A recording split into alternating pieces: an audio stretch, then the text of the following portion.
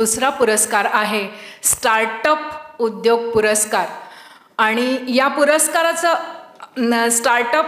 सर्वोत्कृष्ट स्टार्टअप पुरस्कार आहे। या पुरस्कारात अशा काही अटी आणि नियम आहेत आणि त्या अटी आणि नियमांची पूर्तता होणाऱ्या उद्योजकालाच दिला जावा असा एक फेडरेशनचा नियम आहे। म्हणजे हा पुरस्कार अपवादात्मक नवकल्पना, सकारात्मक दृष्टिकोन, स्थानिक मनुष्यबळाचा मोठ्या प्रमाणात समावेश म्हणजे रोजगार उपलब्ध करून देणे आणि नाविन्यपूर्ण असा तो प्रकल्प तरुण वयात निर्माण करणारा आणि या सगळ्या अटींची पूर्तता केली आहे Vashishthi milk and milk products या प्रकल्पाने।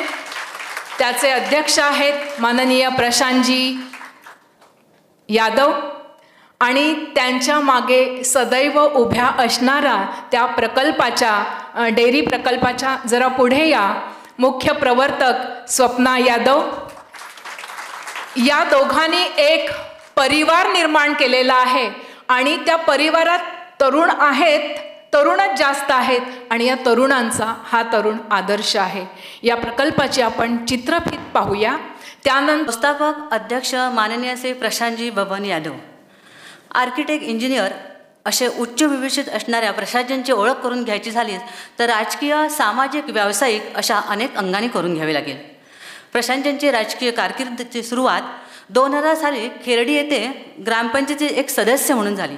त्यानंतर उपसरपंच असेल, सरपंच असेल असं करत त्यांचा हा प्रवास 2018 मध्ये चिपळूण तालुका काँग्रेसचे अध्यक्ष यापर्यंत येऊन स्थिरावला आणि आता जानेवारी 24 पासून राष्ट्रवादी काँग्रेस शरदचंद्र पवार पक्षातील एक मोठं नेतृत्व म्हणून ते कार्यरत आहेत।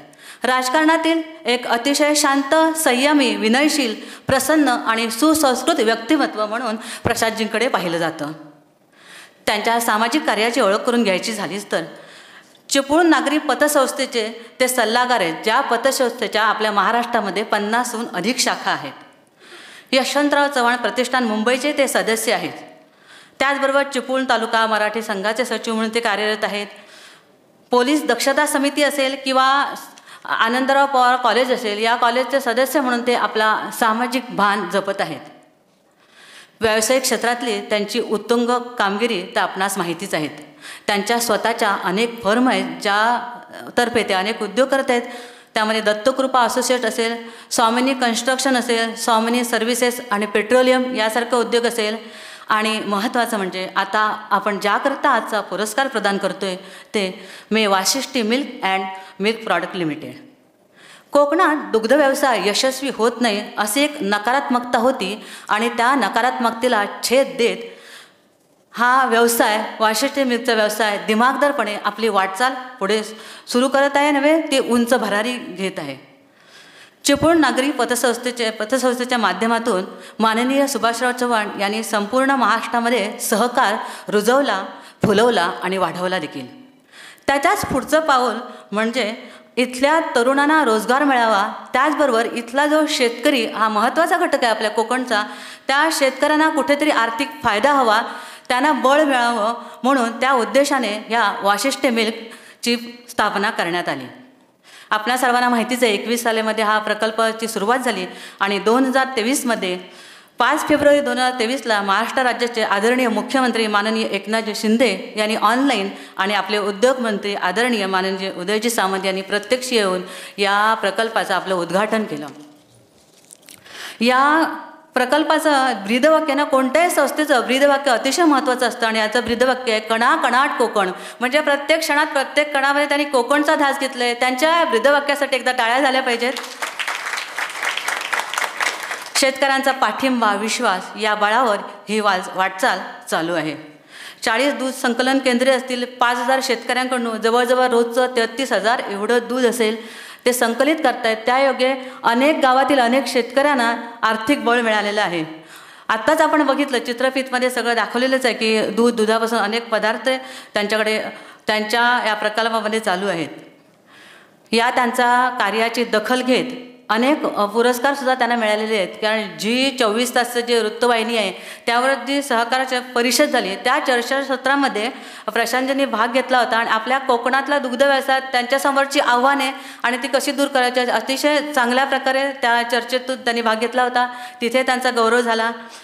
त्यानंतर केवळ कोकणातच नव्हे, आता आपण बघतोय की कोकणाबरोबर मराठवाडा असेल की पश्चिम महाराष्ट्र असेल, विदर्भ असेल, इथे सगळीकडे ही उत्पादनं पोचलेली आहेत आणि तिथल्या लोकांना ती आवडायला लागलेलीच आहेत.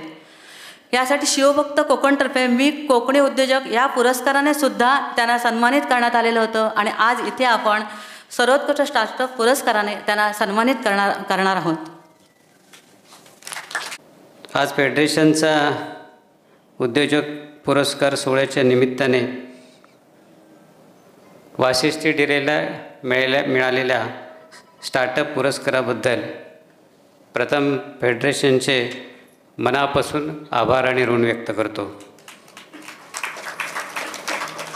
आज पुरस्कार प्राप्त होत असताना मनापासून एक वेगळा आनंद आहे की ज्यांना आम्ही पाहत आलो, ज्यांचं कार्य कर्तृत्व खूप मोठं आहे आणि देशाच्या राजकारणात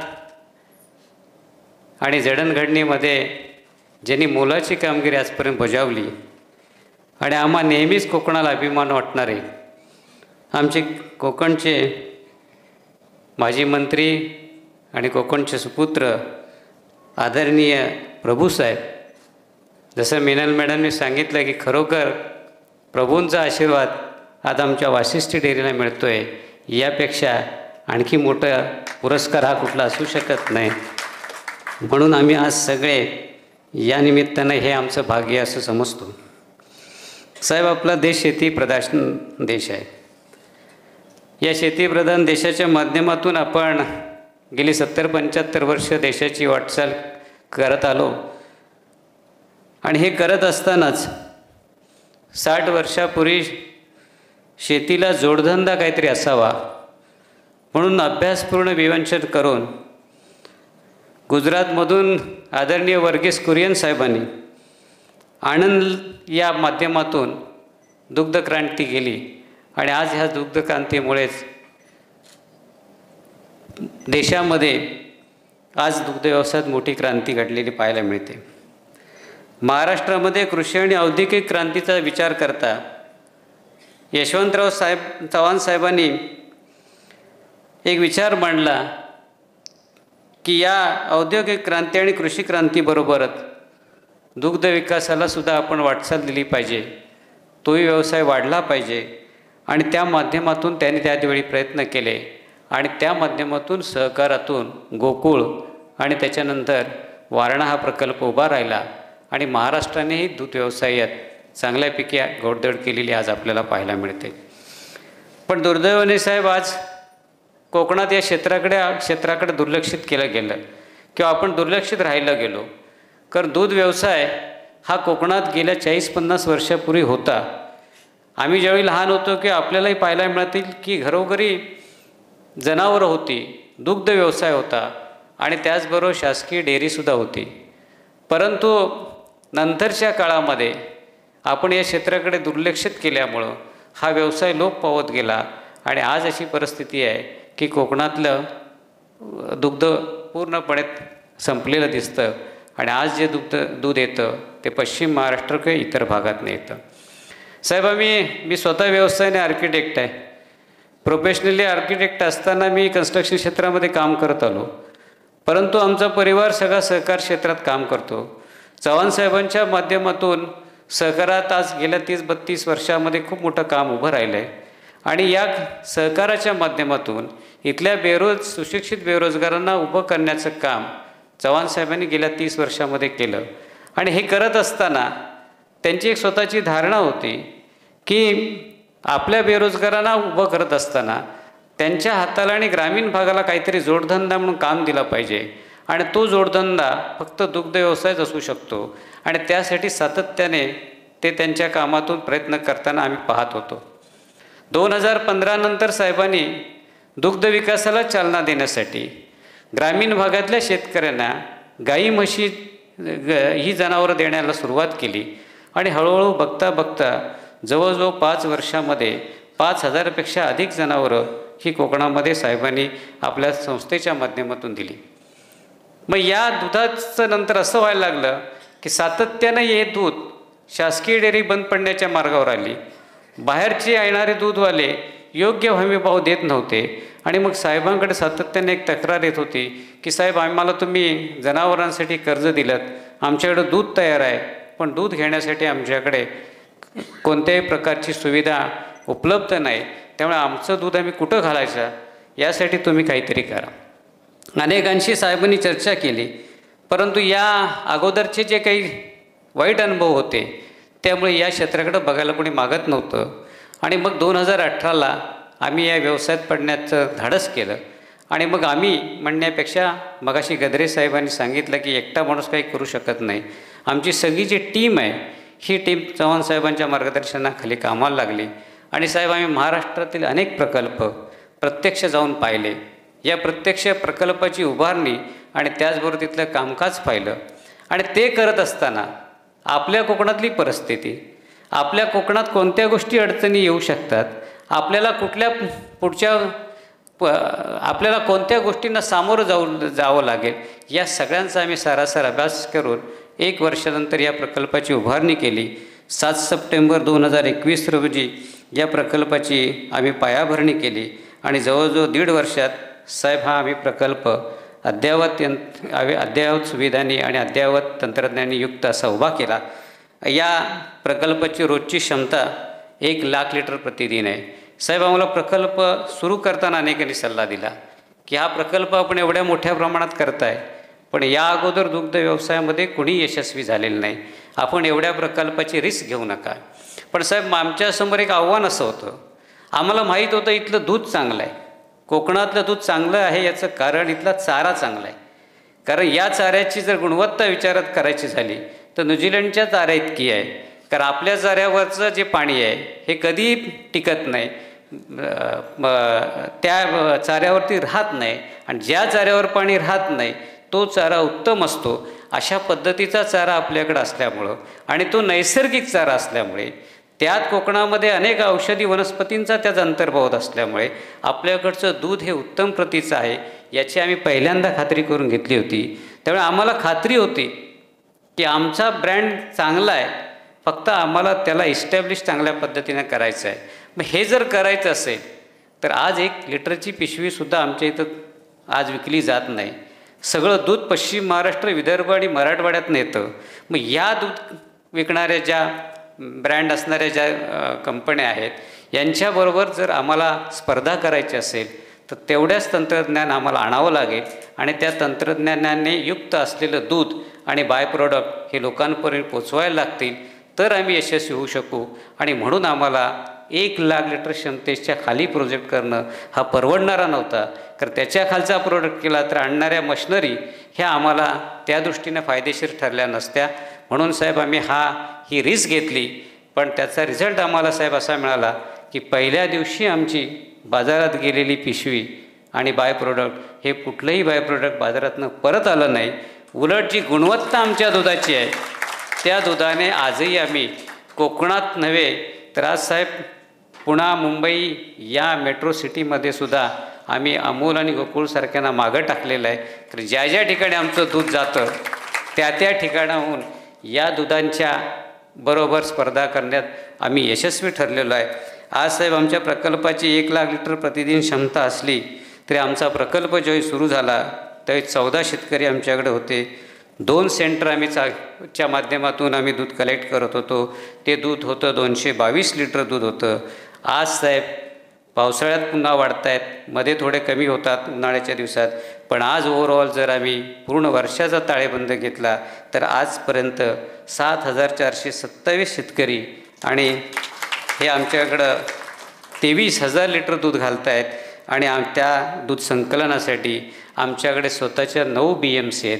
आम्ही यंत्रणा अशी साहेब केली की बल्क मिल्क कूलर आपल्याकडे असले पाहिजेत. कारण आपला ग्रामीण भाग जो आहे तिथून दूध पोचायला आपल्याला सेंटरला उशीर होईल, म्हणून साधारण आम्ही एक 15 ते 20 गावांचं एक पेरिफेरीमध्ये एक सेंटर उभं केलं. त्यामुळे दूध आमचं आज त्या ठिकाणी वेळेत येतं, खराब होण्याचे चान्सेस नाहीत, त्यामुळे शेतकऱ्याचंही नुकसान होत नाही आणि जो दर्जा आम्हाला पुढच्या प्रोडक्शनसाठी दुधाचा हवा आहे तो टिकवण्यात आम्ही या BMCमधनं यशस्वी झालो. आज गेल्या वर्षी आम्ही प्रकल्प ज्यावेळी 2022 डिसेंबरला पहिल्यांदा दुधाची पिशवी आली, उद्घाटन आम्ही जरी फेब्रुवारीमध्ये केलं तरी पहिल्यांदा आमचे दूध हे डिसेंबर 2022ला बाहेर पडलं आणि त्यानंतर 2 महिन्याने आमचे बाय प्रॉडक्ट बाहेर पडले. त्या वर्षीचा आमचा साधारण जूनपर्यंत आम्ही दुधाच्या बिलापोटी साधारण शेतकऱ्यांना 29 कोटी 69 लाख एवढे पैसे आम्ही त्यांना अदा केले आणि यावर्षी साहेब आमचे मे अखेर 40 कोटी 29 लाख रुपये इतकी रक्कम आम्ही आज शेतकऱ्यांच्या खात्यामध्ये जमा केलेली आहे. आज 7,000पेक्षा अधिक शेतकरी आहेत, त्याचबरोबर 250 कामगार आज काम करत आहेत आणि अनेक छोटे मोठे व्यावसायिक जे दूध संकलनासाठी ज्यांची वाहनं बिनं आहेत, अशा माध्यमातून जवळजवळ आम्ही 8,000-8,500 लोकांना हा रोजगार प्राप्त केला. जुलैपर्यंत आमचं दूध हे यावर्षी 50,000 लिटरकडे जाईल साहेब आणि पुढच्या 2 वर्षामध्ये आम्ही 1 लाख लिटर प्रतिदिनची क्षमता गाठू. आणि हे करत असताना आम्ही मुंबईमध्ये आमच्या मेट्रो सिटीमध्ये कमीत कमी 25,000 ते 30,000 लिटर दूध ही विक्री केली जाईल. परंतु साहेब एकच या गोष्टीचा आढावा घेत असताना सांगावंसं वाटतं की या क्षेत्राकडे गेल्या काही वर्षापासून ज्या गांभीर्याने बघायला पाहिजे, ज्या पॉलिसी राबवायला पाहिजेत त्या राबवल्या जात नाहीत. आज आम्ही दुधाचा व्यवसाय सुरू केला, पण गेल्या वर्षीपासून आम्हाला एक अडचण निर्माण झाली आणि गेली सातत्याने 7-8 महिने व्यवसाय की आम्ही दुधाचा किमान भाव हा 32-33 रुपये ठेवला, परंतु आज दुधाचा भाव पूर्ण महाराष्ट्रामध्ये 28 आणि 29 रुपये गाईचा किमान आहे. याच्यावरती हा दर चढत नाही. आज जर विचार केला तर जवळजवळ रत्नागिरी आणि सिंधुदुर्ग जिल्ह्यामध्ये आपलं 90,000 लिटर दूध उत्पादित होतं आहे, पण साहेब मागणी जवळजवळ अशी आहे की जवळजवळ 2 लाखाच्या आसपास मागणी आहे. 80,000 लिटरचा तुटवडा आहे आणि महाराष्ट्राचा जर तुम्ही विचार केला साहेब तर हाच आकडा 80 लाख लिटर हा रोजचा तुटवडा महाराष्ट्रामध्ये आहे. एवढं असतानासुद्धा दुधाचे दर का पडत आहेत याच्यावरती अभ्यास करणं गरजेचं आहे. आपल्या निर्यातीवरती बंदी आहे, त्यामुळे पावडर मोठ्या प्रमाणात पडू नये. आणि साहेब या क्षेत्रात जर खऱ्या अर्थानं जर काम झालं आणि कोकणच्या उत्पादकांना, ह्या शेतकऱ्यांना या दुग्ध व्यवसायासाठी चालना मिळण्यासाठी जर योग्य पद्धतीचं धोरण अवलंबलं गेलं तर साहेब येत्या पुढच्या काळामध्ये कोकण दुग्ध व्यवसायाच्या माध्यमातून एक कोकणात वेगळी अर्थक्रांती आपल्याला पाहायला मिळेल. कारण मगाशी ज्यांनी सांगितलं की कोयना कोकणला मिळाली, तशी कोयना कृष्णेला मिळाल्यानंतर पश्चिम महाराष्ट्र सुजलाम सुफलाम झाला. आता कोयना वाशिष्ठीला मिळाली, उशिरा का पाहिना वाशिष्ठीच्या माध्यमातून आम्ही परिवर्तन निश्चित घडू.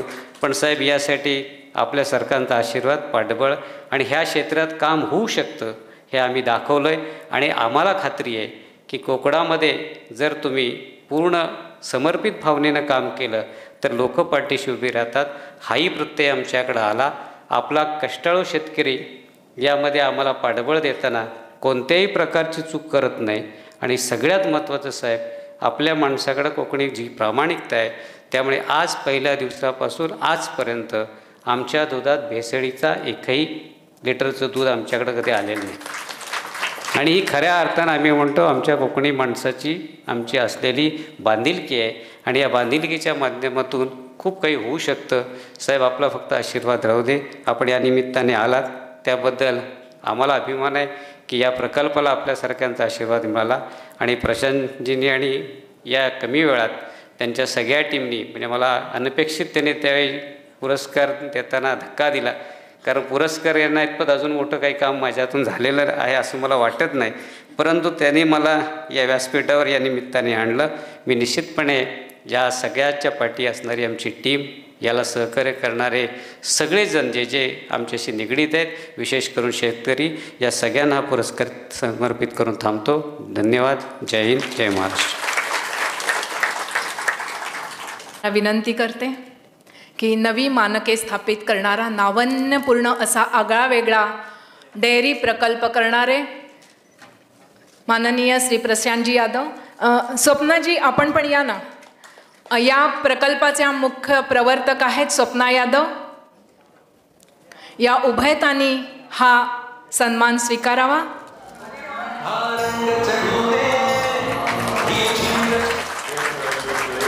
प्रशांत या नावातच शांत वृत्ती आहे आणि त्यांचं बोलणं सुद्धा स्निग्ध असं आहे. म्हणजे त्यांच्या बोलण्यातली स्निग्धता ही त्यांच्या दुग्ध प्रकल्पात उतरली आहे का प्रकल्पातली स्निग्धता त्यांच्या संवादातून प्रतीत होते, हा प्रश्नच आहे. तरुणांचा आदर्श असलेले श्री प्रशांतजी यादव आणि कुटुंबियांचे पुन्हा एकदा अभिनंदन.